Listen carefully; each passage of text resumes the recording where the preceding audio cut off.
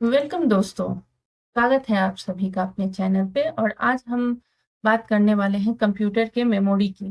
Computer के memory को दो पार्ट में मैं सोच रही हूँ आप लोग को पढ़ा दूँ, क्योंकि मेमोरी एक लंबा चैप्टर है और इससे रिलेटेड क्वेश्चंस आते हैं एग्जाम में। बीपीएससी में देखे भी गए हैं कंप्यूटर मेमोरी के क्वेश्चन, उससे आएंगे, इनपुट आउटपुट डिवाइस, इन सब से आएंगे। इसलिए इन सब पे एक एक क्लास में कर रही हूँ और इसे मैं दो पार्ट में डिवाइड की हूँ। तो चलिए आज हम बात करते हैं मेमोरी क्या है, उसका डिफिनेशन क्या है, उसका नेचर क्या है, बिहेवियर क्या है। ये हम सब कुछ अच्छे से जानते हैं और अगले पार्ट में हम पढ़ेंगे उसके टाइप वगैरह। तो चलिए हम स्टार्ट करते हैं कंप्यूटर मेमोरी। तो कंप्यूटर मेमोरी क्या है? जो कंप्यूटर के डेटा को स्टोर करता है उसे हम कंप्यूटर मेमोरी कहते हैं। वो स्टोर कैसे करता है? या तो टेम्पररी स्टोर करेगा या तो परमानेंट स्टोर करेगा। ठीक है, अब इसे मैं एक एग्जांपल के थ्रू बता देती हूँ। मेमोरी, जब भी हम मेमोरी का बात करते हैं तो कंप्यूटर मेमोरी सेम है ह्यूमन मेमोरी की तरह। कंप्यूटर मेमोरी का क्या मतलब है? याद रखना। जैसे कि हमने किसी चीज को याद रख लिया, 2 का टेबल, 3 का टेबल या क्यूब रूट या तो स्क्वायर रूट, तो हमें कैलकुलेशन करना कितना फास्ट हो जाता है। उसी तरह कंप्यूटर मेमोरी में हम क्या सेव कर सकते हैं? कंप्यूटर में या तो हम डेटा या तो इंस्ट्रक्शन, हम जो कुछ इनपुट करते हैं, जो भी प्रोसेस होता है, हम उसी को सेव रख सकते हैं। उसे ही हम मेमोरी कहेंगे। अब हम जो चीज सेव है उसे हम एक्सेस किए, कितना फास्ट हो गया। तो human memory is equals to computer memory, ऐसा हम कंप्यूटर के टर्म में बोल सकते हैं। अब देखिए डिफिनेशन में मैं भी यही लिखी हूँ, memory is just like a human brain. ठीक है, समझिए अभी क्या है। It is used to store data and instruction. ठीक है, अभी हमने ये देख लिया, जो ये डेटा और इंस्ट्रक्शन को ही स्टोर रखता है। Computer memory is the storage space in a computer. ठीक है, मेमोरी को हम स्टोरेज स्पेस भी बोल सकते हैं। जो ये स्टोरेज स्पेस है कंप्यूटर का, जहाँ डेटा को प्रोसेस करते हैं और instruction regard processing are store. ठीक है, अब देखिए ये सब तो डिफिनेशन है। अब एग्जाम में एक क्वेश्चन आता है, जो कंप्यूटर मेमोरी क्या है हमारा, हार्डवेयर है या सॉफ्टवेयर है? तो इसे आप दिमाग में बैठा लीजिए, कहीं पे लिख लीजिए, बार बार उसे पढ़िए। कंप्यूटर मेमोरी हमारा हार्डवेयर है, सॉफ्टवेयर सोचना भी नहीं है। कंप्यूटर मेमोरी हमारा हार्डवेयर है। अब एक और क्वेश्चन आएगा हमारे दिमाग में, एग्जाम में आए ना आए, हमारे दिमाग में एक क्वेश्चन आता है, जो मेमोरी और स्टोरेज, दोनों तो स्टोर का ही काम करता है, दोनों में डिफरेंसेस क्या है? तो कंप्यूटर मेमोरी देखिए, अगर हम रैम वर्ड का यूज करते हैं तो मेमोरी हो गया, लेकिन अगर हम हार्ड डिस्क वगैरह का यूज करेंगे तो वो स्टोरेज हो गया, क्योंकि उसे हम स्टोर करके रखते हैं। अब ये चीज हम देखेंगे जब हम मेमोरी के टाइप पे जा रहे हैं, प्राइमरी मेमोरी, सेकेंडरी मेमोरी, वहां आप ये हार्ड डिस्क और रैम का भी डिफरेंस समझ लीजिए। अब एग्जाम में देखिए कभी कभी इस तरह का क्वेश्चन आएगा, जो यूनिट ऑफ मेमोरी क्या है? तो यूनिट ऑफ मेमोरी हमारा बाइनरी डिजिट है। और बाइनरी डिजिट क्या है? 0 और 1 को हम बाइनरी डिजिट कहते हैं। ठीक है, अभी देखिए ये जो मैंने यहाँ पे लिखा है, ये क्यों लिखा है?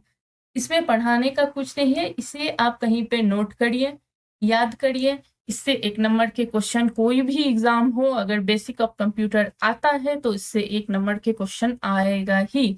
1 बीट इक्वल्स टू 0 और 1 बाइट। 0 और 1, 1 बिट क्या होता है? 0 और 1, 1 बाइट क्या हुआ? 8 बिट। 8 बिट का कॉम्बिनेशन ही 1 बाइट होता है, जो कि पिछले में मैं आपको बताई भी हूँ। 1 kilo byte equals to 1024 bytes. 1 megabyte 1024 KB. 1 gigabyte 1024 MB. 1 terabyte 1024 GB. ठीक है, इस सब का आप डिफिनेशन भी याद कर लीजिएगा। यहाँ जैसे केबी है, यहाँ का इसका फुल फॉर्म मैं लिख दी हूँ किलोबाइट। यहाँ एमबी है, यहाँ पे मेगाबाइट, यहाँ पे जीबी है, यहाँ पे गीगाबाइट। ठीक है, इस सबके फुल फॉर्म भी याद रहने चाहिए और इस चीज को आप याद ही कर लीजिएगा। अगर आप कंप्यूटर के स्टूडेंट हैं तो आपको ये मालूम होना ही पड़ेगा। ये मालूम बिना हुए आप आगे कैसे बढ़िएगा? ठीक है, तो अब हम आते हैं टाइप ऑफ मेमोरी पे। कंप्यूटर के कितने टाइप होते हैं? जनरली कंप्यूटर के 2 टाइप होते हैं, primary memory, secondary memory. Primary memory किसे कहते हैं? प्राइमरी मेमोरी नाम क्यों आया? ये अब चलिए हम जानते हैं। तो प्राइमरी मेमोरी जो कंप्यूटर से डायरेक्टली कांटेक्ट में रहता है उसे हम प्राइमरी मेमोरी कहते हैं, ठीक है। अब सेकेंडरी मेमोरी जो इनडायरेक्टली कांटेक्ट रहता है, सिंपल है। प्राइमरी मेमोरी डायरेक्टली कांटेक्ट रहता है, सेकेंडरी मेमोरी हमारा इनडायरेक्टली कांटेक्ट रहता है। किससे? सीपीयू से। हम प्राइमरी मेमोरी को डायरेक्टली एक्सेस कर सकते हैं सीपीयू के थ्रू, लेकिन सेकेंडरी मेमोरी को हम डायरेक्टली एक्सेस नहीं कर सकते हैं, कोई एक्सटर्नल डिवाइस से वो कनेक्ट रहता है, फिर ही हम उसको एक्सेस कर सकते हैं। अब हम इसे जानते हैं, दोनों को एक साथ जानते हैं, दोनों के डिफरेंस के साथ। जल्दी भी हो जाएगा और आपके समझ में भी आ जाएगा, कोई ज्यादा टफ टॉपिक नहीं है। आप बस थोड़ा अच्छे से मेरे वीडियो को स्टार्टिंग से अंत तक देखिए, आप बार बार इसे सुनिए, आपको समझ में आ जाएगा। छोटी सी कंसेप्ट है। अब देखिए प्राइमरी मेमोरी। प्राइमरी मेमोरी को हम लोग मेन मेमोरी और इंटरनल मेमोरी के नाम से ही जानते हैं, ठीक है। कहीं अगर इंटरनल मेमोरी लिखा हुआ हो तो आप समझ जाना वो प्राइमरी मेमोरी है। अब इंटरनल मेमोरी क्यों बोलते हैं? क्योंकि ये डायरेक्टली एक्सेस होता है सीपीयू के थ्रू, इसीलिए हम लोग इंटरनल एक्सेस करते हैं। इसके लिए हम लोग कुछ एक्स्ट्रा नहीं डालते हैं, किसी से कनेक्ट नहीं करते, कंप्यूटर के अंदर ही होता है, इसीलिए ये इंटरनल मेमोरी हो गया। अब सेकेंडरी मेमोरी को हम क्या क्या बोल सकते हैं? एक्सटर्नल मेमोरी बोल सकते हैं, ऑक्सिलरी मेमोरी बोल सकते हैं और बैकअप मेमोरी बोल सकते हैं। अब हम इस सब को एक एक बार इस सब के बारे में जानते हैं। अब हम क्यों बोलते हैं सेकेंडरी मेमोरी को एक्सटर्नल मेमोरी? ये सीपीयू से एक्सटर्नली कनेक्ट होता है, इसीलिए हम इसे एक्सटर्नल मेमोरी कहते हैं। जैसे कि सीडी हुआ, फ्लॉपी डिस्क हुआ, मैग्नेटिक टेप हुआ, ये सब तो एक्सटर्नली ही ना कनेक्ट करते हैं, ऐसे कंप्यूटर में तो पहले से है नहीं, ठीक है। सीडी डीवीडी का यूज करते हैं, इसीलिए हम ऑक्सिलरी मेमोरी भी बोलते हैं। अब ये जानते हैं हम इसे बैकअप मेमोरी क्यों बोलते हैं। देखिए जैसे कि मेरे पास कोई सीडी है, सीडी का एग्जांपल ले लिए। सीडी क्या है? सेकेंडरी मेमोरी है। सीडी को हम कंप्यूटर में डाले, कंप्यूटर का डेटा आप सीडी में ट्रांसफर करके सीडी को मैं रख ली, ठीक है। अब कंप्यूटर मेरा बर्बाद हो गया, टूट गया, कुछ कोई टेक्निकल प्रॉब्लम के कारण अब मेरा कंप्यूटर काम कर नहीं रहा, ठीक है। मैंने एक नया कंप्यूटर ले लिया। अब मैं क्या कर रही हूँ, मैं उस सीडी को फिर से नए कंप्यूटर में डाल दी और उस सीडी से मैं सारे डेटा का बैकअप लेके अपने नए कंप्यूटर में डाल दी, तो मेरे नए कंप्यूटर के सारे डाटा, वही सारे डाटा आ गए नए कंप्यूटर में जो मेरे पुराने कंप्यूटर में थे। तो ये हो गया ना, बैकअप लिया मैंने, इसे ही बोलते हैं बैकअप लेना। कहीं पे रख देना और फिर उसे बाद में लेना। सीडी तब तक वो उस डाटा को स्टोर रखेगा जब तक हम लोग सीडी को तोड़ ना दे, डिस्ट्रॉय ना कर दे, फोड़ ना दे, तब तक। इसीलिए हम सेकेंडरी मेमोरी को बैकअप मेमोरी कहते हैं। आई होप आप समझ गए होंगे जो प्राइमरी मेमोरी को इंटरनल मेमोरी और मेन मेमोरी क्यों बोलते हैं, और सेकेंडरी मेमोरी को एक्सटर्नल मेमोरी और ऑक्सिलरी मेमोरी, बैकअप मेमोरी क्यों बोलते हैं, ठीक है। अभी क्या है, it can be access by database, ये डेटाबेस से एक्सेस हो जाता है, समझ गए। It can be access by input output channel, ठीक है। प्राइमरी मेमोरी वोलेटाइल है। क्यों वोलेटाइल है? क्योंकि जब तक इसमें हम प्राइमरी मेमोरी में पावर सप्लाई करते हैं तब तक ही ये डेटा को स्टोर रखता है और ये नॉन वोलेटाइल है। अब प्राइमरी मेमोरी ऑब्वियस है, फास्टर है क्योंकि इंटरनली कनेक्ट है, ये primary memory, secondary memory primary memory से स्लोअर है, लेस देन प्राइमरी मेमोरी बोल सकते हैं। इसका एग्जांपल रैम है, रोम है, पी रोम है, ईप्रोम है। और सेकेंडरी मेमोरी का example hard disk, floppy disk, magnetic tape, ये सब है। अब मैं आप लोग से उम्मीद कर लेती हूँ जो आप लोग ने प्राइमरी मेमोरी और सेकेंडरी मेमोरी को अच्छी तरह से समझ लिया होगा। अब हम इससे आगे बढ़ते हैं। अब हम जानते हैं मेमोरी हायरार्की। इसे जानना भी जरूरी है, इसके से भी कोई कुछ कुछ क्वेश्चंस बनते हैं। तो ये है हमारा मेमोरी हायरार्की। मैग्नेटिक डिस्क, इसको हम ऑक्सिलरी मेमोरी बोलते हैं। और हमने अभी पढ़ा है ऑक्सिलरी मेमोरी हमें किसे बोलते हैं? सेकेंडरी मेमोरी को हम ऑक्सिलरी मेमोरी बोलते हैं। ये मैं पेन टूल से अच्छे से नहीं लिख पाती हूँ, बट आप लोग समझ लीजिए। मेन मेमोरी को प्राइमरी मेमोरी कहते हैं, कैसे मेमोरी और रजिस्टर मेमोरी। ये क्या है? ये क्या है? सीपीयू है, सब सीपीयू में हो रहा है। हम चलिए हम देखते हैं, हम थोड़ा बहुत सीपीयू के बारे में मैं आपको बता देती हूँ। सीपीयू क्या है? CPU is a combination of CU ALU plus MU। यहाँ MU क्या है? रजिस्टर है।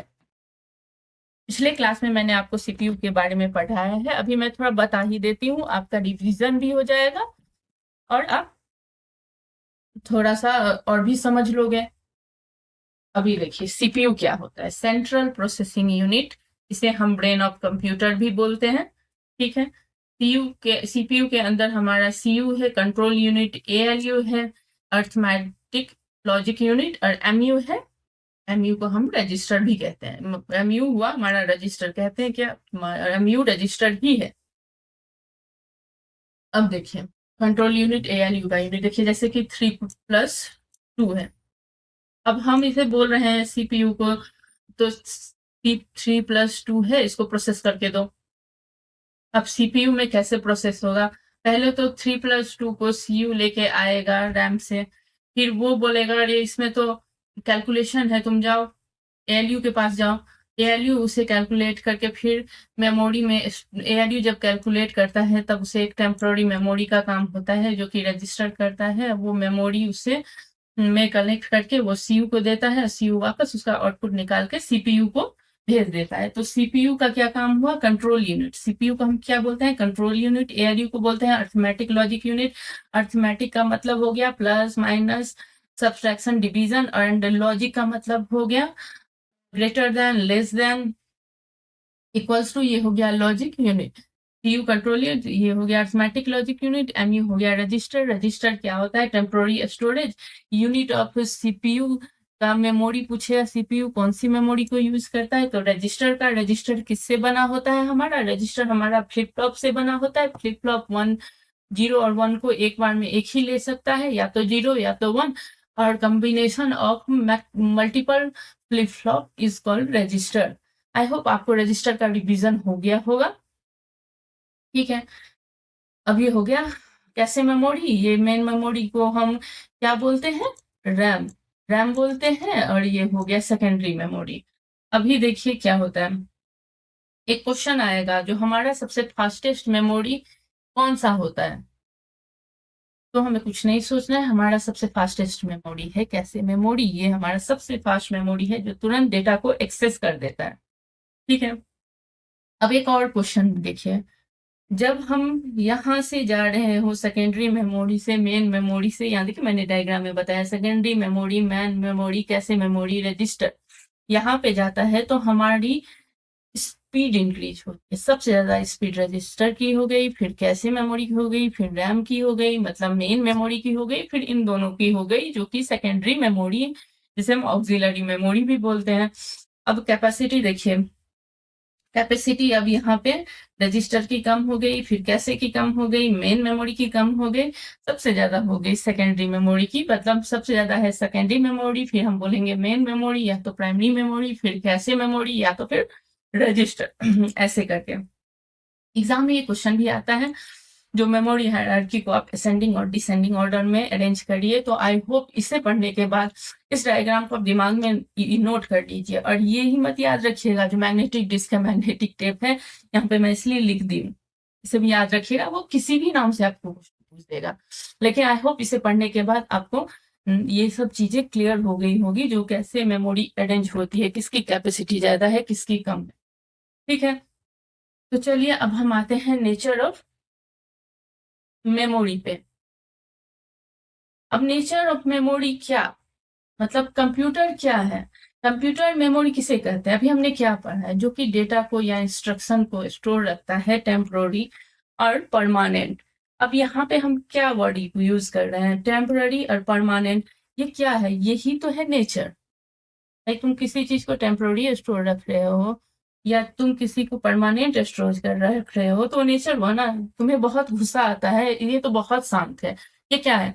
ये इसका नेचर बना किसी इंसान का। इसी तरह ये भी टेम्पोररी और परमानेंट के आधार पे ही नेचर ऑफ मेमोरी को बांटा गया है, जिसे जो दो तरह के हैं, एक वोलेटाइल, एक है नॉन वोलेटाइल।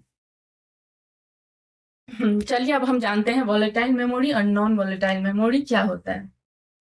अब जो हमारा टेम्पररी मेमोरी है उसे हम वॉलेटाइल मेमोरी कहते हैं। सारा कुछ डिफाइंड है यहाँ पे। ये देखिए, जो टेम्पररी मेमोरी है उसे वॉलेटाइल बोलते हैं। अब data within a volatile memory is stored the system is capable of, but once the system is turned from volatile, यही लिखा हुआ है यहाँ पे। जो डेटा अगर जब तक हम पावर सप्लाई कर रहे हैं तब तक वो डेटा स्टोर है, सिस्टम कैपेबल है उस डेटा को एक्सेस करने के लिए। लेकिन जब भी हम डेटा क्या बोले, जब भी हम पावर ऑफ कर देते हैं हमारा डेटा ऑटोमेटिकली डिलीट हो जाता है। और ठीक इसका अपोजिट है हमारा नॉन वॉलेटाइल। यहाँ इंफॉर्मेशन कभी भी लॉस नहीं होता है। अगर हम पावर ऑफ कर दिए तो हमारा इंफॉर्मेशन सेव है, हम फिर से पावर ऑन करेंगे तो हमारा वो इंफॉर्मेशन होगा ही। अब इन दोनों को हम अच्छी तरह से जानते हैं ये डिफिनेशन के थ्रू। देख लीजिए, अभी मैंने बताया ये स्टोर टेम्पररी वॉलेटाइल, लेकिन नॉन वॉलेटाइल में इट स्टोर परमानेंटली। अब non volatile memory obviously faster है, क्योंकि ये डायरेक्टली ये तो जब तक सप्लाई हो रहा है रैम हमें इजिली मिल रहा है। कैसे मेमोरी इसका बहुत अच्छा एग्जांपल है। और कैसे memory is the fast memory. जब भी वॉलेटाइल मेमोरी आपके पास आए ना, आप याद रखना कैसे मेमोरी, रजिस्टर, रैम, वॉलेटाइल का बात होगा आपके दिमाग में तुरंत आ जाएगा, अरे ये तो फास्टेस्ट मेमोरी है, इसे तो हम तुरंत एक्सेस कर सकते हैं। आपको तभी दिमाग पे आ जाएगा ये फास्टेस्ट है वॉलेटाइल। और इसके कंपेरिजन में ऑब्वियसली नॉन वॉलेटाइल स्लो है। अब देखिए, वॉलेटाइल मेमोरी जब हम काम कर सकते हैं तो उसमें हम रीड राइट कुछ भी कर सकते हैं, लेकिन नॉन वॉलेटाइल तो सेव हो चुका है, उसे हम एडिट कर ही नहीं सकते हैं। Process can only read. अब वॉलेटाइल मेमोरी का कैपेसिटी ऑब्वियसली बहुत कम होता है। हम लोग यूज किए, शट डाउन किए, डिलीट हो गया। नॉन वॉलेटाइल में बहुत सारा कैपेसिटी होता है। अब वॉलेटाइल का एग्जांपल अभी बात कर लिए, रैम, कैसे, रजिस्टर और इसका रोम। तो चलिए, अब हम लोग जान चुके हैं कि volatile memory, non volatile memory क्या होता है, प्राइमरी मेमोरी, सेकेंडरी मेमोरी क्या होता है, मेमोरी क्या होता है, सीपीयू कैसे कैसे वर्क करता है, हायरार्की ऑफ मेमोरी भी जान चुके हैं, जिससे वो स्पीड कैसे इंक्रीज होता है, या किसका कैपेसिटी कम है, किसका कैपेसिटी ज़्यादा है, किसका स्पीड कम है, किसका स्पीड ज़्यादा है, कौन कितना फास्ट है, किसका क्या एग्जाम्पल है। तो अब अगले वीडियो में हम रैम मेमोरी, रोम मेमोरी, उसके टाइप ये सब जानेंगे। तब तक आप इस वीडियो को देखिए, अच्छे से देखिए, एक एक बात को पढ़िए। कोई डाउट हो तो आप मुझे कमेंट करिए, मैं अगले वीडियो में जो इसी का दूसरा पार्ट पढ़ाऊंगी मैं उसमें आपको क्लियर कर दूंगी। तो तब तक के लिए आपको अगर वीडियो पसंद आए तो सब्सक्राइब करिए, शेयर करिए, लाइक करिए। एंड तब तक के लिए थैंक यू, बाय बाय।